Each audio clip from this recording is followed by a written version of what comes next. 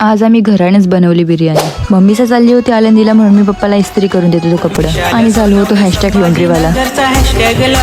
मग टाइम झाला निघायचा ना, सगळं सामान भरून टाकलं, रिक्षानं निघली यावी सगळी जावासाठी. मग त्यांना बाय बोलून दुसरी दिवशी घेतला मी तेल लावायला डोक्याला. मग आता केसाने तेल लावले बोला तर केस चंपू दिसणार, मग ते चंपू केस दिसावा नाही म्हणून मी असं वेणी बांधली, साखर वेणी दोन्ही साईडशी. पहिल्या दिवशी तो होती एकादशी, मग आम्ही सगळे उपवास केला होता आणि दुसऱ्या दिवशी पुलाव भातचा उपवास सोडून टाकला आम्ही. दुसऱ्या दिवशी होता संडे, मग काहीतरी चांगलाच बनवायचा विचार केला आम्ही.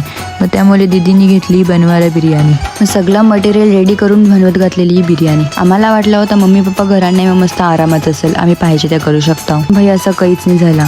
उलट मम्मी पप्पा नव्हते तर आम्हाला सगळं काम करायला लागला होता. अशी नॉर्मली लेट उठत, पण मम्मी साहेब गेली होती तर लवकर उठून सगळं करायला लागत होता. भाई सगळी घरची जिम्मेदारी आमोस भरली होती, मग सगळं करायलाच लागत होता. तुमच्या बरोबर पण झाले का असं कवा का मम्मी पप्पा नसतील घरांना विचार केले पक्की मजा करू आणि सगळी कामं पडता नंगावून. आता मस्त बिर्याणी पण रेडी झाली आणि जेवून न काम राहिला तो भांडी घासायचा. आता तो भांडी घासून राम राम ठोकते ब्लॉगला. Bye bye.